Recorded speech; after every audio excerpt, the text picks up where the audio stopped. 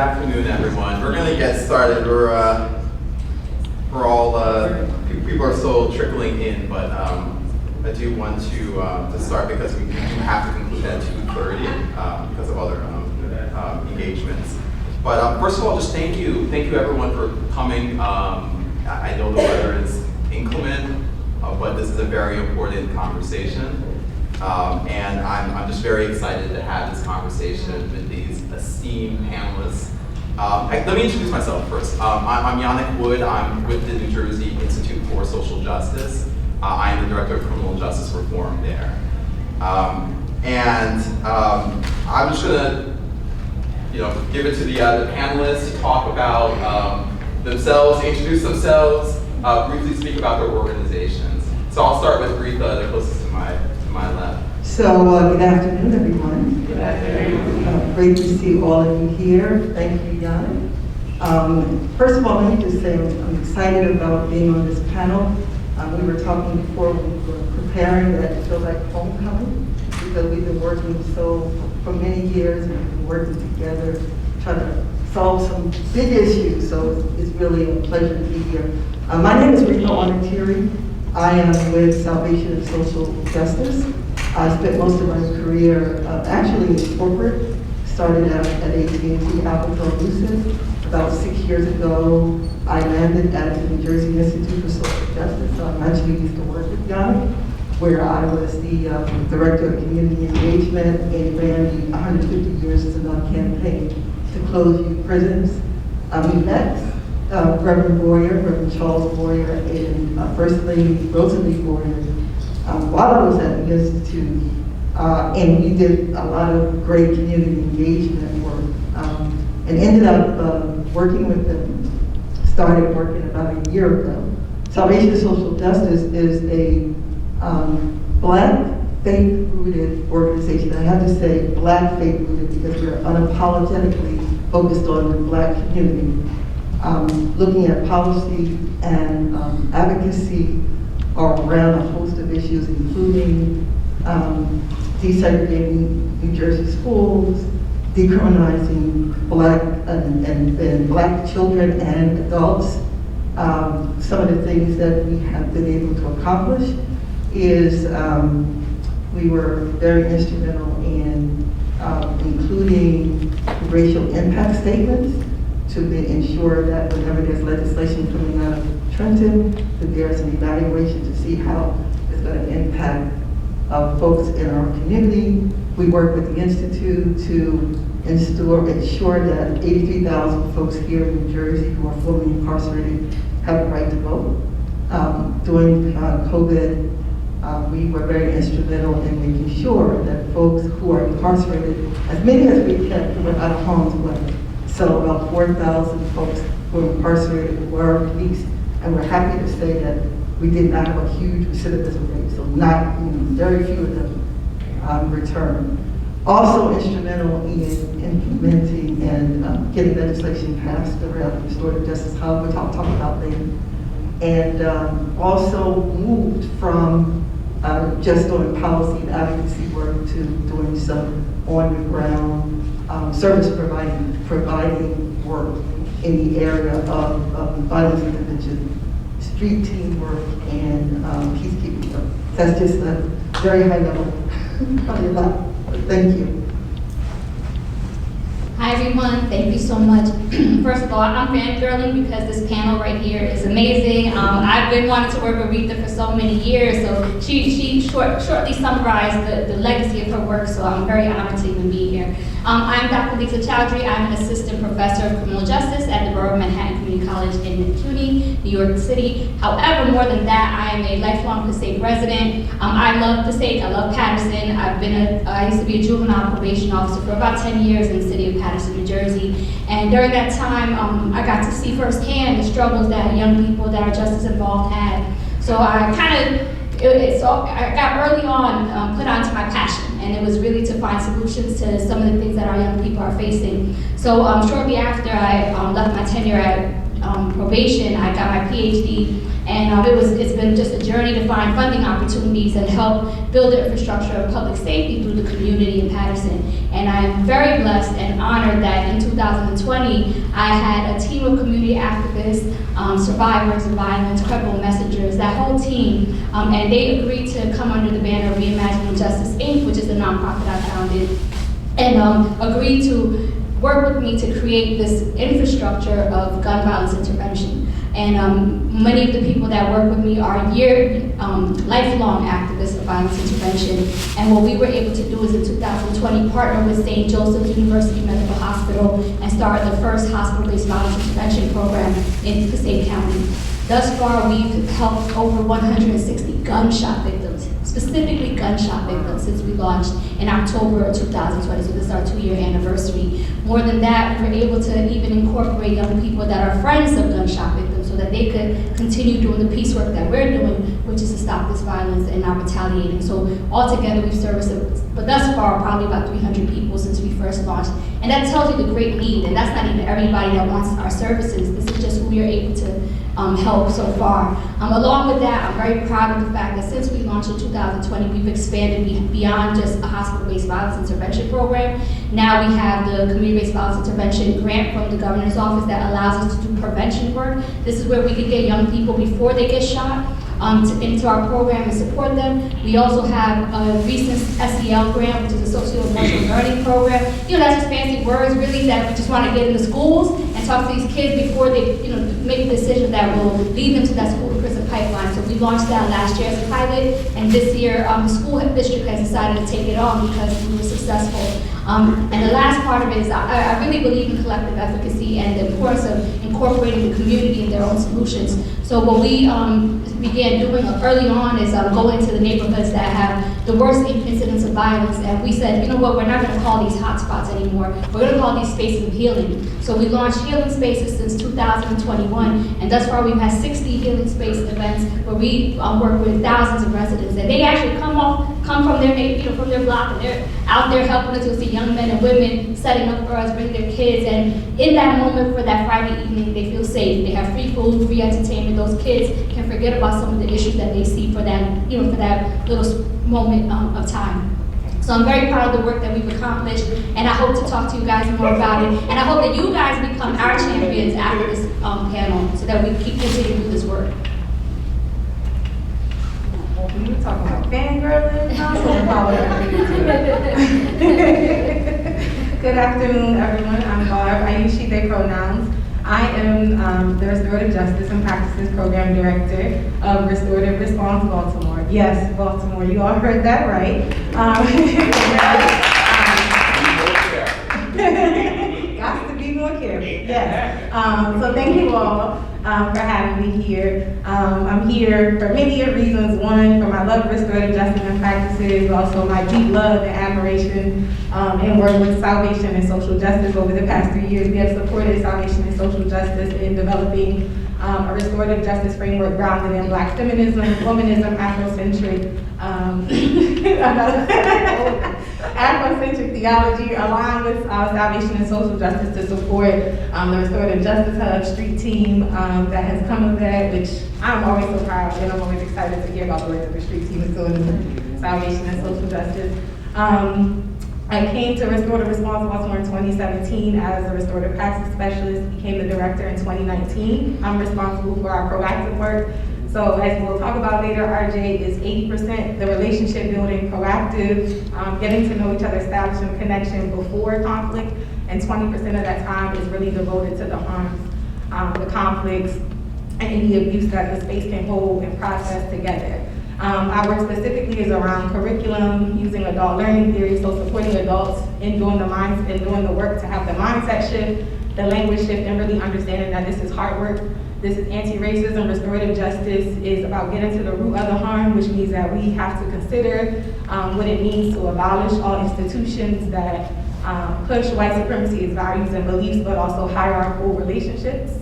And so we do that work in schools. We try to create that space, the conditions necessary for Black and Brown, specifically Black students and their families, to feel safe and feel trusted to come into the circle space and be able to insert themselves as human.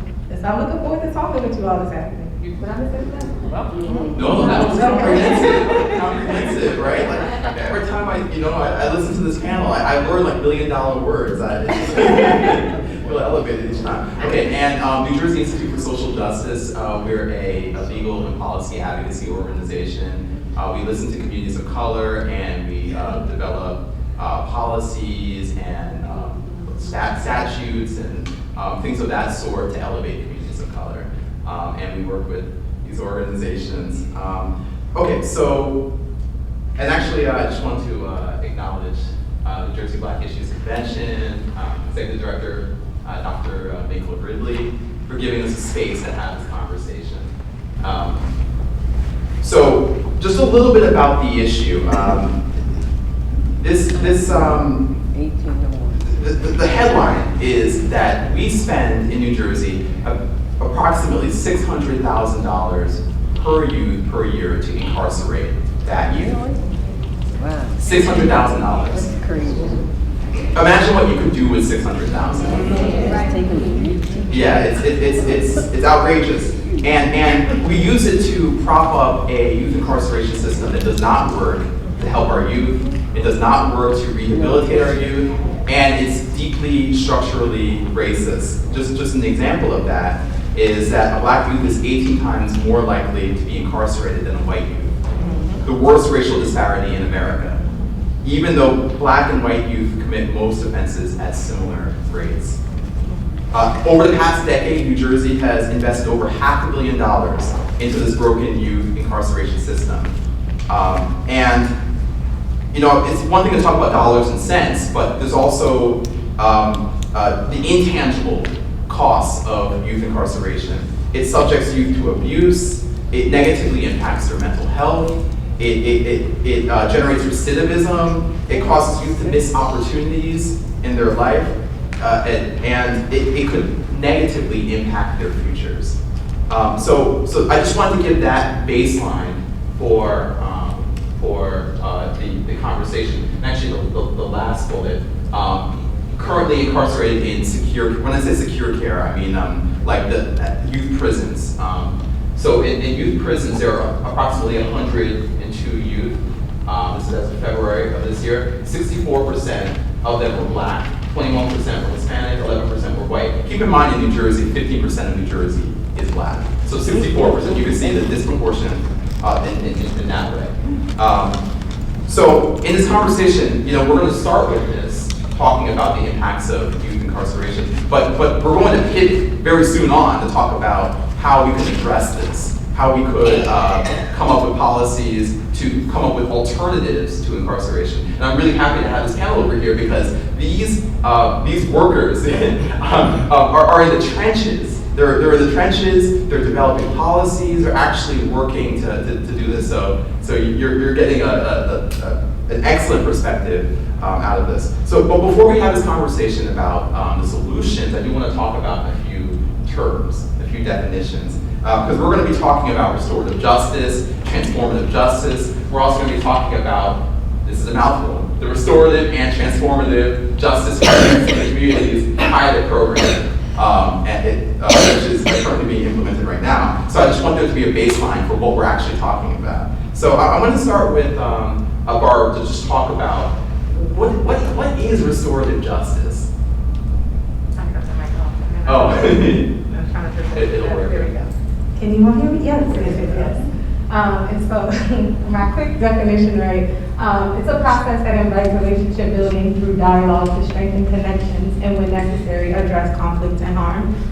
It's okay if I go a little deeper, or are we keeping this definition brief? Yeah, go a little bit deeper. Okay, good. Go real deep. Dr. Chavez, go real deep, so I'll go real deep again. I'll pull back up my notes again, because there's a particular definition that I like to use that's more quote-unquote formal, and this is from Dr. Maisha T. Wynn, another Black woman restorative justice practitioner, from her research, Justice on Both Sides, Transforming Education with Restorative Justice. She defines restorative justice as a community-centered framework used to support individuals and circles practice freedom, justice, and democratic engagement that transforms participants' ways of engaging and relating to other participant stakeholders. I really appreciate her definition because Dr. Nguyen emphasizes community. Oftentimes, folks think restorative justice is a victim-centered approach, and even my organization, which is Black women-led, recognizing we serve a population in Baltimore, which is over 90% Black, is that we try to separate folks from their actions. So we try to separate the deed from the doer. And with a victim-centered framework, that makes it impossible for us to be able to recognize that a person who has caused harm also has needs unmet. They also have community who also have been disrupted and also impacted by the harm. And if we fail to address everybody impacted by the situation, then we only further feed into it and perpetuate the cycle of violence. And so her definition for me really hits home in saying, like, we have to be able to address and acknowledge everyone and be able to recognize when folks' humanity was disrupted. If a person is stealing a car, is there a need for consistent transportation? And so let's look at the larger structures. If we're here in Newark, I'm wondering if it's the same as Baltimore, where public transportation is severed and gutted, and only in certain areas is transportation consistent, and there's access to multiple forms of public transportation. And so that's just an example. When she talks about being able to practice the freedom and justice, the other piece, right, which we can't do in carceral institutions, is that folks get to have a say in exactly what the needs are met and what they need, and there's no right or wrong answer. The only thing in the process, right, is when we get to that agreement, it's either can you do it or you can't, and what will it take for you to be able to do it? People can't take accountability and isolation. And so again, just going back and saying, like, we really have to widen the circle and be able to slow down and say, how did we get here? What were the conditions that were present that influenced this harm, and what are the conditions necessary to get us out of that? Want me to keep going? Because I have historical examples too. I'm going to talk about those. No, that's okay. I think in the interest of time, we'll move on to transformative justice. Yeah. Now, transformative justice, ooh, that's really my favorite because that gets real controversial with RJ, right? And so transformative justice, we have the definition up there, but it also invites participants to address conflict, abuse, and harm again, but without the intervention of state and prison institutions, right? And so it's really important for us to point out, right, that TJ processes, they are out of the work of queer, trans, and femme Black folk because they realized that the restorative justice processes that they were deferring to, looking for the practice of freedom, democratic engagement, like Dr. Nguyen said, was not available because they were tied to state institutions who were invested in white supremacist, capitalist, imperialist patriarchy. And so they needed to be able to get to the root of the harm without the hypervigilance, without the surveillance of the state. Wow. And so and I'm glad because, right, I say this to say, right, and I always say that I lead with that not to flatten transformative justice, but to, right, point out the contradictions of this is what happens when we take restorative justice, a process that is meant to be held by the community, the people who are directly impacted, and put it into institutions where the folks who will become those with the wisdom and experience of the situation are the experts. So, yeah. And the Restorative and Transformative Justice for Youth and Communities pilot program. Retha, can you explain what that is? And actually, before Retha explains, I'm going to hopefully not embarrass you too much, right? But you see the picture to the right, that Youth Justice Toolkit. That's actually a document that Retha, she was the author of that. And that was the basis for this bill, which she's going to explain, which she was a champion on. So that when I'm talking about we're actually having people working these issues, like that's just an example of how we have like such an esteemed panel over here. And so right now we're in the middle of the implementation of this bill. So that said, that was kind of embarrassing. So thank you so much. So in the spirit of restorative justice, I need to talk about the history and how we got to where we are with the legislation. Right, we started about 4 years ago, phase 1 of the community engagement initiative, in which we went out to 6 cities across the state of New Jersey to communities, asking folks in the community, what do you want for your young people? What are alternatives to incarceration? And restorative justice kept coming up. We want restorative practices. We want to change the culture. We want to keep our children in our communities. We want them to be healthy and safe. And so all of that work and everything that we heard ended up in this toolkit. And then we worked on moving that toolkit to legislation. So if any of you work on policy and legislation, you know, Yana can tell you, these folks can tell you, it is always a challenge to get legislation through. So it takes about a year and a half to get sponsors and, have folks buy into it. But we were successful in getting that done. So in April of 2021, and we worked, across COVID on this, we were actually able to get legislation passed, this legislation, to move money away from distress, to move money away from incarceration. That 17% of the youth incarceration budget was moved into this pilot program. That's $8.4 million. That is to launch a 2-year pilot program in 4 cities. Right? Those 4 cities are Camden, Trenton, Newark, and Patterson. Right? And those are the cities, we actually selected those cities because that's where most of our young people were coming from who were ending up in youth prisons. Not to say that they're not coming from anywhere else, but we looked at the numbers, and the numbers were showing they were coming from those places. So there's $8.4 million, 2-year pilot program, and everybody was happy that it was passed. Now we're in the process of implementing it on the ground. And I have to say that, policy is good, and we need to make sure that we look at policy and how it's impacting Black communities. But once that policy is signed off on, you have to do what we call community accountability from a transformative justice perspective, right? Communities have to keep their eyes on it, because what you envision, all the work we did in the communities, is it actually going to end up that way once it's implemented in the community. So it's extremely important. So we are keeping our eyes on it. We are looking at how it's implemented in the community. But what Salvation and Social Justice did was to say, look, we're going to help the other communities, but we're going to make sure we model it in Trenton. Fortunately, in the process, Reverend Boyer and First Lady Boyer moved to Trenton, so they're now the leaders of Greater Mount Zion AME Church in Trenton, which I am also a member of. And we said, okay, we need to really show what we intended for that legislation. We put in a grant, and we received a grant from the Attorney General's office. That's the $500K that Lisa was talking about, that they won in Patterson. We also won in Trenton. So we used that opportunity to launch a restorative justice hub, as well as introduce street team, the Trenton Restorative Street Team in Trenton. And so we continue to work with folks who we worked with for the last 4 years. So that relationship building is extremely important. It's keeping the people who are initially coming up with the model engaged to make sure that they implement the model the way we intend. So we're still working with 6 different faith organizations. We're working with, 10 or 15 service providers in Trenton to implement a community-led hub so that we can make sure that there is service coverage across the different areas that we need to make sure that our families and our young people are not lost, and that they know how they can navigate throughout our system, making sure that the people who really care about them are engaged.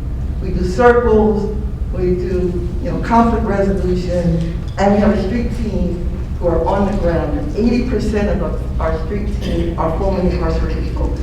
So if right now our street team is going through investigating 2 gun incidents that happened in the last couple of days. They live next to the people. They know the folks in the community. They know what's going on the ground. And we're doing safe passage as well in the schools to make sure that young people can get back and forth in schools. So that's just part of what we're doing around the hub. Many more stories I can tell, but at least, I guess the thing I'd like to leave with is we started out with the concept, and now we're trying to implement the concept. And we try to keep that in our own hands because we can see that it may not be implemented the way we envisioned when we first went out in other places, but we're trying to make sure that it happens in Trenton. Thank you. Can you share where the hubs will be? Do you know where the hubs will be? So that's a very good question. So Salvation and Social Justice in Trenton, I'll tell you in Trenton, I'm not quite sure about the other six, but in Trenton, Salvation and Social Justice, which is in the north and the west ward, in the corner of the north and the west ward around the Battle Monument area, is a central place. But we have hub locations with our partners across the north and the west ward. So if you're looking for a safe space that can do, circles, and we're particularly trying to ensure that we include faith community, because, everybody knows that the basis of a lot of our organizing is rooted in the church. So we just want to make sure we engage faith leaders and other folks to participate in circles, make sure that our young people are safe, and make sure folks can go to those spots and connect into services whenever they need it. Does that answer? Is it one location or is it? So that's a good question, because initially the legislation said one hub. So we recognize that young people are not feeling safe going out of their own neighborhoods, right? Some of them cannot move from neighborhood to neighborhood. So that's why we branched off to make sure that there were spots, safe spots in neighborhoods that young people and their families can go to and feel safe. Okay. So it's a network. Let me just say a hub network. Not just one. Okay, thank you. So initially I was going to go a little bit more into the youth incarceration issue, but you all know that youth incarceration is bad, right? So we don't really need to talk so much about why it's bad, because we've already spoken about that, right? So let's pivot towards the solutions and who has the solutions. So who are the players in solving this problem? And I want to first direct this question to Lisa. What role should youth and community play in solving the issue of youth incarceration? So for us, actually, if you could just hold all the questions towards the end, so that way we can just do the rest of the presentation, and then we'll come back to questions. Okay? All right. Thank you so much. I think we talked about topic. Do you want to answer questions? I'm sorry. Do you want to answer questions? I think you're okay with that. Everything 2 years is going to be better than what you're doing, but I have a question that concern the kind of theory that you were using in terms of what you were putting together. We can't theory. The theory. So like you You mean a theory? Concept. The reason behind what you were doing, why it was successful, why it wasn't successful, what could be used to improve it? Because this is one of my concerns. I have that as a basic concern in my area. And I did, in a sense, in my classroom, this was many years ago, long before a lot of this other classes. But I still need to follow. But I'd like to know what you use that you find successful. And you said part of the problem was there were no safe areas. And that's a real problem. That's a major problem. Oh, yeah. Because those areas that are not safe can kill you. Okay? That was never an issue before. So how can you prevent these killings from going on? Yeah. So that's a complicated answer. That's what I'm saying. It's very complicated. Yeah. so I guess I can answer that. So thank you for that question. That can lead into why we do the work we do. So I think the original question was about community and who's involved and who comes up with the solution. So what I am proud of is Patterson Healing Collective. We've been able to stop retaliation. It's not just anecdotal. We have numbers from the hospital. We have numbers from the police, spot shooting, spot shooter data. And what we've been able to do is we actually recruited those that were shot in the last year. And we said, listen, if you come on our side and we can teach you restorative practices, we can teach you mediation, we could give you mental health support, we can give you a salary job. But what you need to do is be on our side, right? And make sure that your friends don't retaliate or your cousins don't retaliate. And what we can do is help bring resources to that community, and we can even enroll them into our program. So part of the solution is not shying away from those that are the most harmed. Because we have in this country, we have this idea or perception of who's a victim and who's not, right? And many of our victims are young black men that are considered gangbangers or shooters or drug dealers and stuff like that. What we've done is change that narrative. These are healers. These are young people that have been traumatized, Many of our staff members have complex PTSD that has gone undiagnosed. With these, if you look at suburban neighborhoods, when there's a mass shooting, they have a whole gamut of resources that come in. What about that block? When we first launched last year in October, this is when we launched it 2 years ago in October, we walked on North Main Street. I'm sorry, I get passionate because it upset me that much. We walked on North Main Street, we said, you know, let's go out at 9 o'clock at night, you know what I mean, when like things are getting hot, so that they know that we're not afraid, right? We went there was a whole block filled with young men and women, and a block down you saw the police substation, right? And you know, we asked the kids, like, you know, how many of you guys have been shot before? Out of 20 kids, 13 raised their hands. Wow. That was so problematic to me. I was just, I thought they were lying. I couldn't believe that they all lived on that block. And I'm like, you know, what is it that, how can this be possible in a city that's 8 square miles that they're allowing this high propensity of violence to continue going on? So right from there, we already got the buy-in from those young folks, because we asked them, what do you need? You know what I mean? Not what's wrong with you. We asked them, what do you need so that this can stop? And we kept coming up and we kept showing up. And then slowly but surely, they started building trust with us. We bought them the things that they needed. We asked them, well, what is it that you want? And they were like, well, food insecurity is a big issue here. Our kids have nowhere to play. Some of them have kids, right? They might be in their 20s or 30s, but they have kids. So they want safety for their kids too. A lot of what they're doing is because they don't feel safe and they don't trust the institutions that are being paid to protect them, because they're right there down the block. They still get shot, right? So what we did was incorporate them into the solutions. So the first year we launched, you know, like I said, I was very blessed that the activists that were already doing anti-violence work, that knew, you know, the neighborhood, they jumped on board with us, right? So we have Teddy Martinez, who's the HMIP coordinator. He's been shot 13 times in his life before, but he was also an anti-violence, activist. He goes right to the bedside when somebody gets shot and does the intake, so that he can tell them, hey, this is what I went through, I know what you're going through, do not retaliate, because this is what's gonna happen. Your mother's gonna be a victim next, your cousin might be a victim next, it will go on and on. And at that moment, when we get them at that point, it's so pivotal to ask them, what do you need? Because they're in pain, they're struggling, they're going fighting between life and death, and they have those important conversations right then. Then we get to the family and the friends that are outside in the emergency room waiting, right? Because they're ready. And we're like, listen, don't do this, because what's gonna happen, first of all, the police already know, they know, right, that this is gonna be the next thing, right? And then the second thing is, you have children. What can we do to help you? The best thing that we can do right now for this young man is make sure that he gets his physical therapy, make sure that he can walk again. We can make sure that they get relocation, get him victim services, right?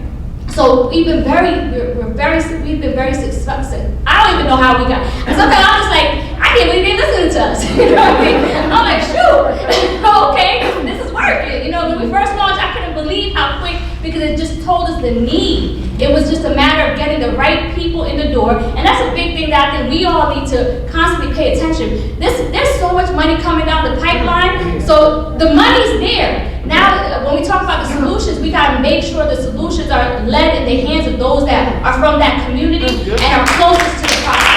Because what's gonna happen is you're gonna have these large nonprofits come in and apply for the same money, and they're gonna hire, you know, credible messengers, right, and say that they're fitting the bill, and that's not true. You have to do an assessment of that community. Who are trustworthy individuals that people count on anyways? And let's give them the infrastructure they need to keep doing this work. And then part of that solution was also, once we arrived at the bedside, luckily, because of my experience at probation, I had a lot of experience with young folks, and these were adults now that unfortunately, they were becoming victims of gun violence. So when we would arrive at the bedside, it was like family, you know what I mean? As soon as they saw me, it would be like, you know, tears come down, because they need that comfort. Because when we first launched, guys, police were all over their beds. It looked like a war zone in there. We had to do so much advocacy to teach police and the hospital, hey, these young men, if they were victims from a suburban and from Wayne, right, and they were white females, would you react to them in the same way that you're reacting to them now? They were taken from that bed right after they got shot, bleeding, into the police station to now testify.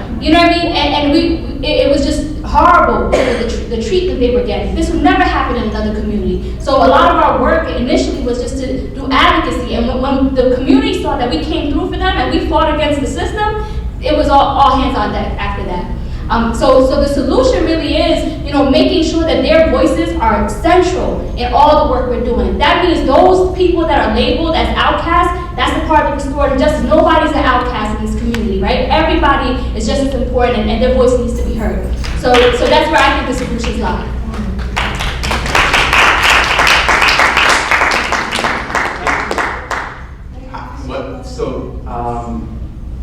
At this point, I think I'll just, if we can hold all questions until the end, and then we can answer questions at the end, okay? I actually, in your response, you talked about a little bit about the state's role and how that they could solve the issue of youth incarceration. You talked about community role and youth role, right? But you talked a little bit about that, about how they can support these community-based organizations. I do want to talk to Barb and see if you could talk a little bit more about how you see the state get involved in fixing youth incarceration. You can be blunt, you can talk, you can talk about it. Closing the prisons, that's it, right? And doing that in a way in which, right, we are being thoughtful and intentional in how we transition our folks who are experiencing incarceration back home. And so, in addition to what Dr. Chadwick, did I say last name, Chadwick? Okay. In addition to what Dr. Chadwick said, right, those processes of so for our organization and for organizations within our statewide network in Maryland, we offer welcome back circles. And so the idea here is that we reach out to community members who are experiencing, right, who have folks who are experiencing incarceration. Even we offer this to our young folks and our youth juvenile detention centers, as well as our students who are experiencing long-term, short-term suspension, as well as expulsion and coming back into the building. And so the idea, right, again, is to push back about those feelings of being the outsider, to push back against, right, that harm of being excluded out of the community. And these processes allow for us to have that dialogue and to get to know, right, to be reacquainted and to ask that question of what do you need, but also, right, what was successful? What are we excited about you coming back home for? What are we concerned about? And these questions give us opportunity to dig deeper into dialogue. And so if we have concerns, right, about retaliation, okay, then what is our plans for safety? Especially if we're talking about, we don't want the interventions of state, right? Because at most, it's close the prisons and then give us the money and let us do the work because we know what we're doing. But the processes are really what is key, right? And those facilitators who are well-versed in saying, okay, like these needs that are being identified, they may not be recognized or legitimized by the state in the processes that the state possess, right? But in knowing this community and being a part of this community and knowing that this community holds a particular wisdom and knowledge and experience of themselves, right, we let them drive that work. And again, it's all about, right, investment, right, and it's all about choosing to be a part of the process and being able to take that accountability. Thank you. Wait, yeah, you're next. So thank you, Barbara. I think there's two other areas when it comes to the state. So there's money coming at the federal level. The state level, you still have to fight to move money away from distress, move money away from incarceration, move money away from policing into community. But the federal government, there's a lot of money coming. However, access to the money is a concern. Yes. Right. When you are trying to apply for funding, it is complicated, it is laborious, it is unnecessarily difficult. Especially if you are a Black-led organization, it's not a huge organization, and I know you probably didn't say challenges, but I'm going to talk about the challenges, right? If you're a Black-led organization, Brown-led organization, don't have a lot of staff, it is challenging working with the state. I'll give you an example. So this grant that we just talked about with the violence intervention. The announcement was made in December, I think, that we got the money. Up until recently, grants were reimbursements. That meant that you had to put your money out front. So if you're gonna hire people, if you're a Black-led organization, that means you gotta front the money and pay for them until your grant money comes. Right? This is the state policy, they just changed that, just now, maybe about a week ago. Just changed it. So with this grant that we just did, we had to figure out, how do you hire people, how do you pay them, how do you train them? And let me tell you, we didn't get funding until probably June. And the grant started in January, and they never moved the date for the grant period. They never moved the date. So you have to actually do a year starting in January, didn't get the money until June, and it ends in December. And I always, while I was at the Institute, being popular, saying, how do service providers give money back to the state? Why are we giving money back to the state when our kids need so much money and so much services? But now I know, being on the other side, when you only have 6 months or less to spend your whole grant, because you didn't get it until the middle of the grant period. And if you don't use the money is going to go back to the state. Right? The other thing is the state is used to giving small amounts. One of the things we tried to do with the restorative justice grant was to give folks in the community enough money to get the job done. But they tend to give you 10,000, 20,000, unless you're a big organization that's led by white folks. Smaller organizations, they like to give you 10 and 20, and they break it down and you don't get enough money. So Lisa and I were on this particular grant, and so they put all the grantees together, and there were like 30 folks on the line. We're in the chat saying, what? They gave grant money to all these 30 people. There's one guy who's doing documentaries With our money. with the money, and he's talking about, nobody's talking to me, white guy, nobody's talking to me, and we're like, what? Now our folks are in the streets, you know, trying to make sure there's no violence, putting their life on the line, and they're using the money to give it to folks who are doing documentaries. You know, I hope nobody in here is related to that person, but but I just want to. Yep, tell us that. We want that money back. Right, so they gave out, so they had $10 million. They didn't give all the $10 million. They're supposed to give $1 million each. Supposed to give $1 million each. They only gave $500K, but they split it across all these folks who are not really doing violence intervention, and the folks in our communities are putting their lives on the line. So Yep. that's just some of the kinds of things that that happen. One last thing I'll say is that now we're coming up at the end of the grant, right? We're in October. We know what happened last time. Then we have to go reapply for the money, right? If you're a police department, you don't reapply for funding. You automatically get the funding. But we have to reapply. Don't know if we're going to get the money. Got staff, and you got to figure out, how am I going to pay the staff while I'm in between trying to get the grant? So Don't forget, you also have to submit the assessment and evaluations to show the level of effectiveness for the program. Right, after 6 months of operation. So hopefully I was not a conviction, but I just wanted you to know some of the complications of, even after you fight for money and legislation, the kind of things that service providers have to go through. And Oh, yeah, go ahead. I don't want this to end, because this is, when you say, what does the state have to do? Yeah. So Rita, you know what I mean, they started a restorative justice team probably, I think, with this grant. So we started 2 years ago. And in that time, in the 2 years, we went through a state audit. You know they're not auditing every organization. Come on now. You know what I mean? And I'm talking about, they audited us on all of our paperwork to make sure we were legitimate. You know, so when we had to do that, we had to automatically lawyer up. You know what I mean? Because we were like, why are we being, you know, targeted? And a lot of it is because we fought back against the institutions like law enforcement. And we questioned why wasn't the Attorney General's office getting more involved with what's happening in Patterson as far as victims of violence that were being taken out of the hospitals while they were bleeding, you know? So, but even when we're being paid to do advocacy work, when we're really doing real advocacy work, you're gonna be under a microscope. So we know that, like our organization, you know, it's stressful because we are a new organization.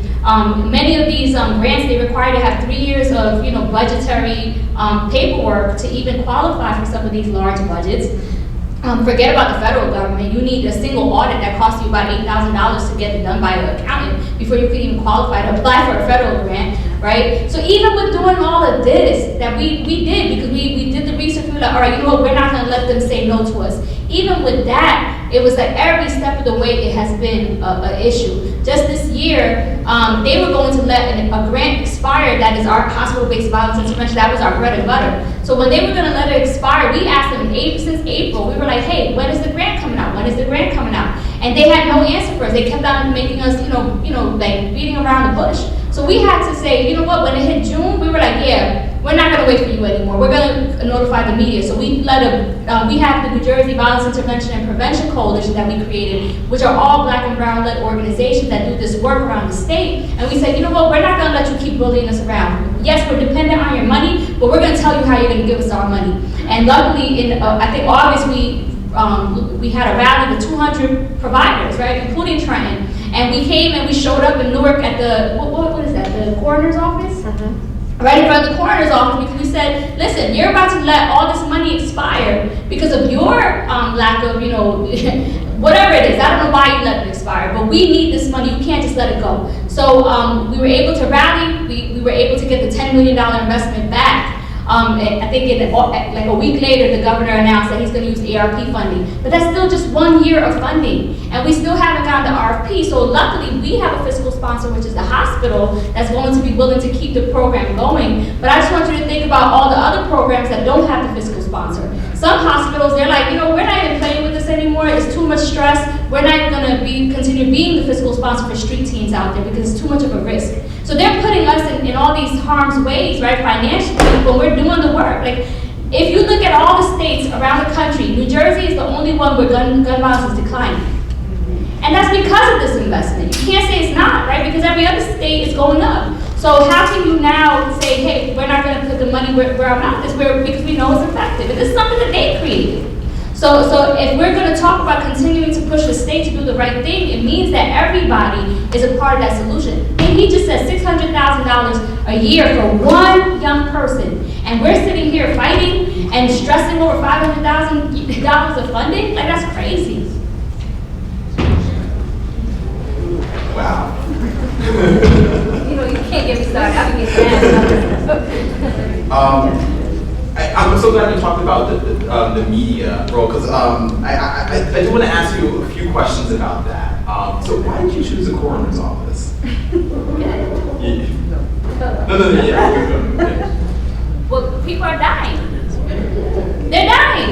That's the truth, right? Last year we had 28 deaths in Patterson. This year we're already at 20. We cannot risk this, right? Each dollar means something to these people that we're working with. I wish we could incorporate every gunshot victim. We don't have the funding. I have a staff of 10 full-time staff members to handle all these gunshot victims. And you're expecting us to do the impossible work, but we're still doing it. I'm talking about, we're online 24/7, our phone rings, and we still try to come through. And it's not like I'm paying them $1 million a year. So every dollar, every minute, every piece of funding counts. So yes, because people are dying. That conversation that I had at 3 in the morning with this young man or this young woman can be life or death. So yes, that's why we're in front of the coroner's office, because we're not playing with this anymore. You know what I mean? You're talking about young people dying every day. We're not going to keep asking for it. We're going to just demand it. And now we have organizing power. We're not going to play around with this anymore. We know that the governor is in the office because of the black vote, right? So let's just be real. You know what I mean? So let's push him. We have to keep pushing him. The black, Asian, Latino vote is why he got there, right? So why are we letting them play around with, we'll give you a little $1 million here and there, when you're paying $600,000 to incarcerate one youth?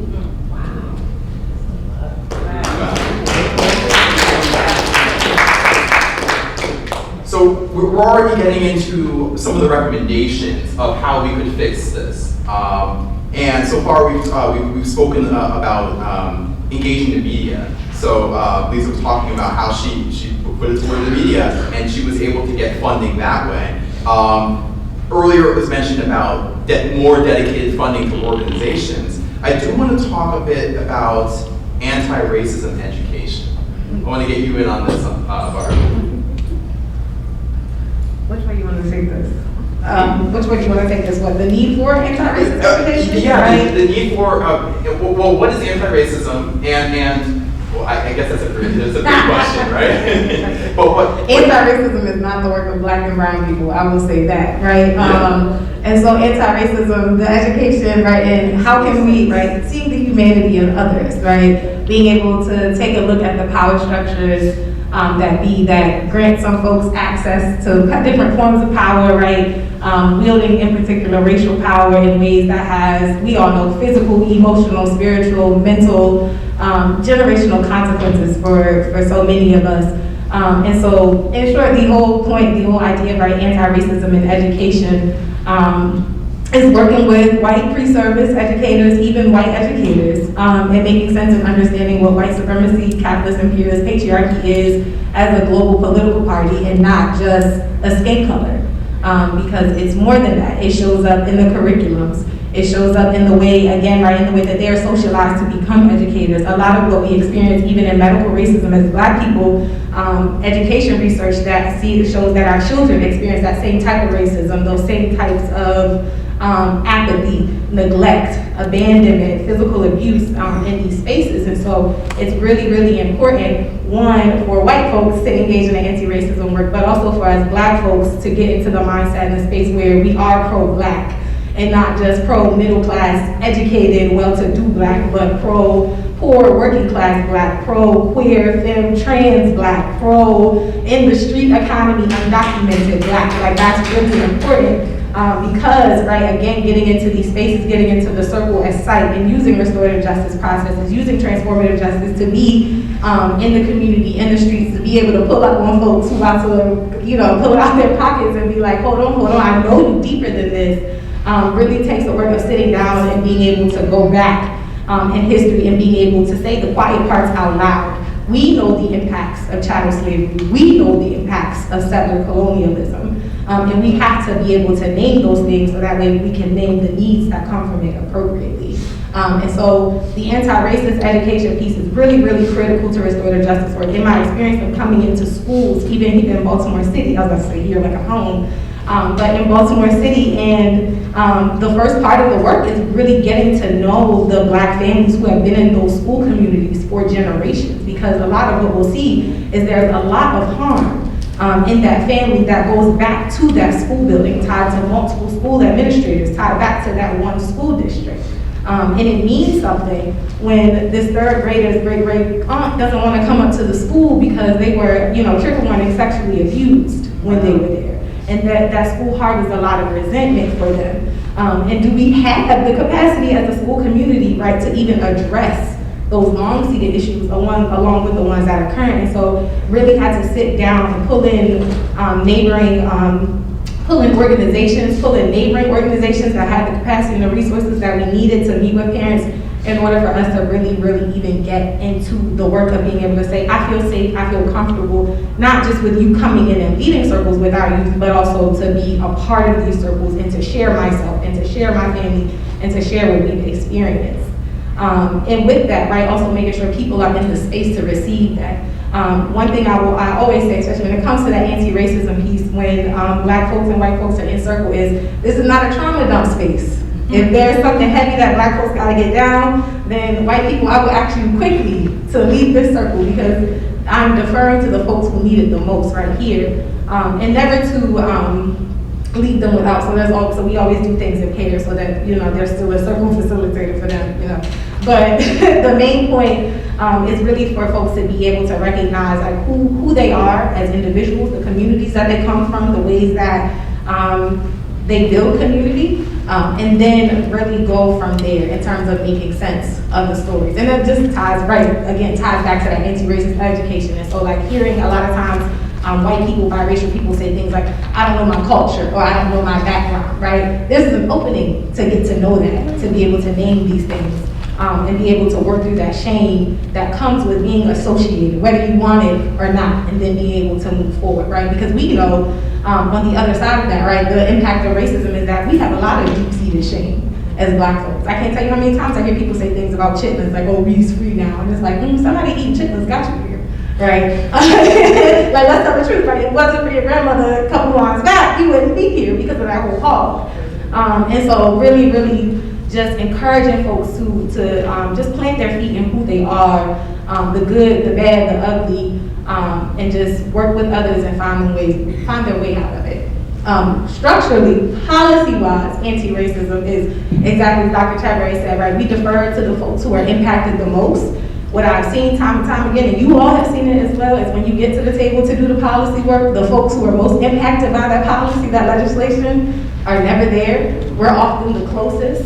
I've had to sit in multiple commissions where I've had to point out the fact that there's obviously not enough wisdom and experience on this topic because we have to bring people in to train folks on things like biases. Right? And so like that should be, right, like the fact that that's even the lowest of the bare minimum, right, that doesn't even get on the board, right? And so it's like the fact that we even have to stop and say, this is what bias looks like, this is what it looks like when you are, you know, judging a person before you even really get to know them. It's like, okay, just off that alone, we have to ask ourselves, does this person have the capacity to be making these decisions that are going to impact thousands, if not millions of people? Thank you. I hope I didn't ramble too much. But. No, that's an excellent point to pivot on because we've spoken a lot about different recommendations, and actually I'll just summarize for a second. We talked about the importance of educating people on anti-racism and how that plays a part in the restorative justice hubs and extending restorative justice. We mentioned having multiple year funding, I think we mentioned that, or having dedicated funding to organizations in the same way that police don't have to reapply for funding. We talked about educating educating the media, educating the people through the media about the need for these types of things. So right now I just want to pivot towards some action items. We have 3 organizations represented on this panel, and now I just want you guys to make a pitch for how you think if people are motivated in this audience, what could they do next to help you in your missions? So I'll start with Retha. Yeah, if you could just take a minute to start. Yeah, I'll just talk about one. So we know an election is coming up, right? And so there is an event that Salvation and Social Justice, the Institute, and the NAACP is sponsoring on October 18th is the Black Ballot. And in that event, it's a virtual event, we're going to be talking about getting souls to the polls. So if you're associated with a church and you know you're interested in making sure that folks in your community and your church get to the polls, we're not going to tell you who to vote for, but we think this is a perfect time to motivate folks to get to the polls, because it's up to us to vote the folks that we need in here to do what we need to do. So thank you. Thank you. For us, it's learning more about community-based violence intervention work and how you can support them locally. A lot of organizations like ours, they don't have the capacity to apply for these large funding sources and things like that, and they need the support of leaders from the community to help them, right? Even if it's as a fiscal sponsor, or even if it's just hey, okay, you need help writing a grant. You know what I mean? Stuff like that, that all of us can do little things, right? Even volunteering for some of these community-based violence intervention efforts. And I think the second piece is learning about trauma, because I think that people don't realize the power in healing and trauma work. A lot of times we're easily writing people off. Yes, violence is harmful to the whole community, but there's something underlying in that, and I think all of us can do more better, right? Of learning about ourselves and how trauma shows up in our communities so that we can talk about healing. So I think that's where a big part of my, what I see is going on and what we need help with, right, in Patterson too, is that we need the community on deck to support us, because at the end of the day, our mayor still hasn't given us any funding. And that's problematic, you know? And we need the community rally around us. And we got the community members of the 1st and the 4th Ward, but we need leaders that, are the what do you call that, the movers and shakers to push this mayor to understand that we're not against the police. We're just saying, let's do the right thing by these kids. That's all we're saying. I'm actually going to emphasize Patterson Healing Collective and Salvation and Social Justice, since they are in New Jersey, hands-on with you all. In terms of how you all can support my work, is by supporting them. It brings me comfort to know that their circle is getting wider in terms of the support. especially coming as two Black-led small organizations working together, collaborating, pooling the resources, and to see the outcome of all of this is truly amazing. And so just reading on restorative justice or transformative justice, I always tell people, I always hear all the time that this is white people stuff, and I have to push back and say, no, we were doing this in hush harbors way back when. Our family in the Gullah and the Sea Islands still to this day do ring shouts in the hush harbor. And so just dig deep into the literature. Don't look for restorative justice, right? Look for the circle processes, look for, right, relationships between Black people where they're engaging with each other with curiosity, with seriousness, with love, with the choice to not sever the connection when harm has happened, but instead to double down and be committed to it. Yeah, that's all I have with it. Thank you.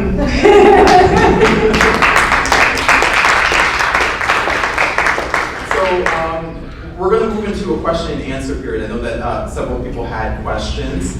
But before we do that, all the contact information, I think it should probably be in the pamphlet that you guys have, but also it's on the websites, the email addresses for all the various organizations represented here are on the screen over here. And nobody asked me about this, but I'll say, as you come to your end of the year giving, why don't you consider supporting some of these worthy organizations who are actually doing the work on the ground?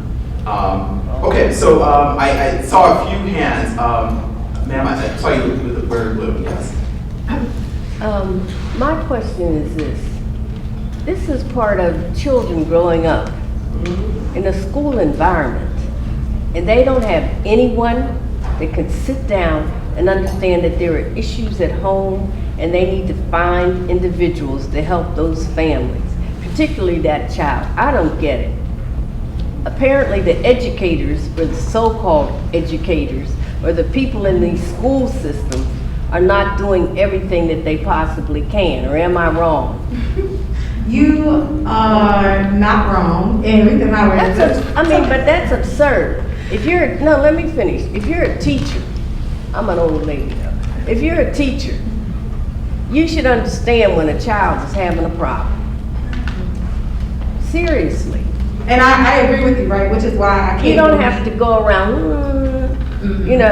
and then maybe they have to learn to organize. Anyway, it makes no sense to me. The Board of Education, these educational systems, somebody needs to sit down with 4 or 5 of them in the state of New Jersey and have a long talk with them. Because this is totally absurd. Are we going to answer? Yes, really quickly. And so bringing up that history piece, I always encourage folks to look deeper into, right, when we think about wait a minute, I understand Hold on a history. second, please. Can you No, use up our screen? I'm gonna tease it. I understand history. I've been in this. Oh, I know you do. I was just, for the folks, right, no, I know you do, but for the folks who are like, how do we get here and recognize it, right? Like, we talk about Brown versus Board of Education. Oh, it's been here forever. Right, and so a lot of folks think that Brown versus Board of Education did us a favor. In reality, it did us a disservice because there was a dissemination of the Black teacher and administrative force. And so even when we look at current numbers, I know New Jersey is the same as in Maryland. In Baltimore alone, in Baltimore City County alone, there's over 80% of our teacher force is white women. More than, right, in our student demographic, more than 60-70% in both city and county is Black and brown, right, non-white. And so a lot of the problems goes back to, right, the primings, the associations that a lot of these white folks who are now educators have been told around Black and brown students. And so when we're expecting for them to have this empathy that the Black and brown educators had way back when, Right. They don't have that, right? They don't have that because they were expecting to go into these cookie cutter schools with white students. And so it's not, as easy as it is for me and you, it's so hard to see, right, for them to be able to empathize and consider that a Black child is actually hurting, or that this 6 or 7-year-old is not deviant and manipulative. First of all, because manipulative people don't have emotional outbursts. This child is struggling to manage their emotions, right? The other piece is like, they're expected to do things that they don't have the capacity to do, right? And so how can you measure this child's emotional intelligence and their social awareness and their social management, and you don't have that capacity yourself because nobody has given it to you? There's no structure, there's no support. When I come in and do trainings, there's always this, okay, but what are we supposed to do now? Now you're supposed to take all of these readings, now you're supposed to take all of these frameworks, now you're supposed to take all of these activities of self-reflection that I've given you and go back home and do them again and again and practice applying them, because they've been conditioned that when you come into professional development, when you come into these spaces, especially as it involves social emotional learning and race and equity, you're supposed to automatically do it. Right, and so with like restorative circles, they're putting them through these trainings with these large restorative justice organizations. Some are black-led, like let's keep that real, right? They go through these 3 days trainings, they give them a certificate, and then they're like, okay, now go do these circles. You got somebody doing circles who is deeply homophobic and queerphobic and has no understanding of how class and race intersect. Someone who has no understanding of the ways that young black girls are hypersexualized in schools. And so these things we know because these are our everyday lived experiences and we see them, we name them. But for these folks, like that knowledge is not there, and there's nowhere in the institutions that they're in to give them that knowledge. And even the expectations on state testing, I know you all in Jersey are experiencing that as well, even in the midst of several pandemics, right? They're still expected, in Maryland, they're still expected to complete what they call the CAP, right? All of these assessments, these markers, and there's no time because the instruction is dedicated to the testing. So there's no space for them to get to know each other as individuals and really and authentically connect. So the things that even me coming through the public school system in the 90s where I'm like, well, that's standard. Any teacher would do that. They are really expecting to come, sign in on that paper, and then go home. And they will fight you tooth and nail and bring up the union. I'm so tired of hearing about teacher unions. I'm supposed to love unions, and right now, I'm crazy about them because a lot of folks are using them as scapegoats rather than seeing like, this is something that I cannot be compensated for, like my livelihood actually depends on it. Yes. That was a lot. I'm sorry. That, it always gets me. And I'm like, you gotta collaborate with the youth. You can't just blame the parents and students. You gotta work together. You do. Okay, so I know that we're running close on time, so if we could take one more question for 2 minutes, and then we'll sign off. And if anyone has additional questions, then feel free to email the speakers here. I'll be here a little bit after some speakers who can, if they can stay, feel free to stay and answer questions too. So yes, in the back. So I'm almost afraid to admit it because I'm a teacher, but I'm also the head of one of the teachers' unions. So You wear both hats.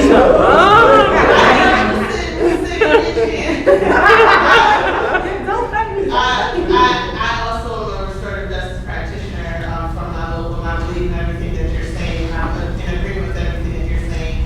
One of the pushes that I have been talking about is the over-policing of any school district, black or white. And what we see statistically is that even in districts that contain both black and white students, our policies and our practices and our securing of school buildings always have negative effects on black children.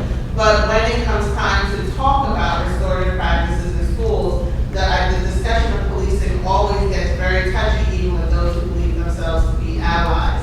So my question to you, Barbara, I was posing to you would be, where do you see policing and district policies in your restorative justice work and solutions? So when we form school partnerships, we ask that one of the commitments is that the school makes a commitment not to do any suspensions or expulsions. We have community conferencing, which is a formal responsive circle process. So when harm is caused, we prioritize the school partners in the referrals that they put in. And so making sure we get a facilitator assigned to the case within 24 hours and then having them come out, right? And so that's part of it too, is like making sure of, if you commit to this expectation of relying on restorative strategies in these ways, we'll make sure that we commit back by making sure that these resources are always available, right? So that means being honest about our capacity, what we can and cannot do. And so that in that regard. The other piece in terms of policy-wise, I'm always pushing for school admin, folks who are the restorative justice point of contact, right, who has the district in their ear, right, Office of Achievement and Accountability, right, to really look at the school district's handbook and policies. Is not enough to say, right, okay, we're gonna have 3 levels of offenses, and for these offenses, it's okay to have a restorative process, but once we get here, that's not it, right? We need to look through and say, where can we offer restorative responses and approaches at every stop, regardless, right? There shouldn't be, even when we come up with, we work as a state diversion program as well, and so even in that, we don't We ask questions of, if we make this decision, if we say that this is in a way to come into the diversion process, we ask the question of who is being left out, right? And who is being included. And so really going through those policies and saying, okay, in what ways is this, right? What policy is this tied to? I'll use like school uniforms, for example, right? I always ask school districts, why do we have this rule? Someone will say, oh, it's because kids don't you get picked on. Okay, well, let's go look at your bullying data. And we look at, right, why, some of those bullying reports are coming in. What are they coming in for? Bullying. Oh, is it the school uniform? Like, what exactly is it? Oh, it's something else. Okay, so then bullying is not the reason that this rule is here. And so what is the reason then? And we keep going, right, until we can get to the rationale. And so if there's no rationale, then now it's time for something new, right? And here's an opportunity for us to say, okay, how do we make this inclusive? These are the tenets of restorative justice: sense of well-being, respect, the ability to be yourself. So how can we put that into practice? In what ways can we word that? It really takes being bold and, again, being able to be explicit and say, right, we talk about the school to prison pipeline, but when we get into the school itself and the policies and handbooks, nobody's willing to point at a specific policy and say, this is carceral, we cannot do that, right? So that's really the first step, is going in, looking at that handbook and saying, this is carceral, this is carceral, this is carceral, this is carceral, this is why. Okay, what are our next steps? Now we need to figure out, how do we replace it? And what are we going to replace it with? And making sure it's not just the folks with the admin 1 and 2 certs, right, with all the time in the classroom, but it's also the parents, right, the caregivers. It's also the students in the room saying, no, this is why this policy has to be this way. This is what this opens up for us. I hope that answers your question. I just wanted to mention, I think we have to have the entire community look at alternatives to policing, right? Because there are a lot of fights going on in schools. I don't know everywhere, but I know right now our team is intervening in a whole lot of fights. And apparently there's an uptick in fights because of COVID, right? Like every week, multiple fights, tearing up stuff. And so most people will think you need police, right? Our community will say we need more police. We need to be investing in other alternatives, getting folks in the schools that the kids will respect and that they will listen to, so that we don't have to invest in fights. More services, more circles, more connecting kids to resources, so that they're not angry and they're not coming in and they're not fighting each other. Yeah. All right, thank you so much. I do want to be respectful of all the speakers' times right here, so I'm just going to wrap up right now. If anyone has additional questions, and if there is a speaker who wants to stay a little bit longer, then then come forward at the end, or you could email the speakers and you could have your questions answered that way. So thank you so much, everybody, for coming here, and hopefully you've left after you left, you can go and reflect on what you've learned today and find ways of implementing what you've learned. Again, if you have questions, please email or speak to the speakers after. Thank you so much. Thank you.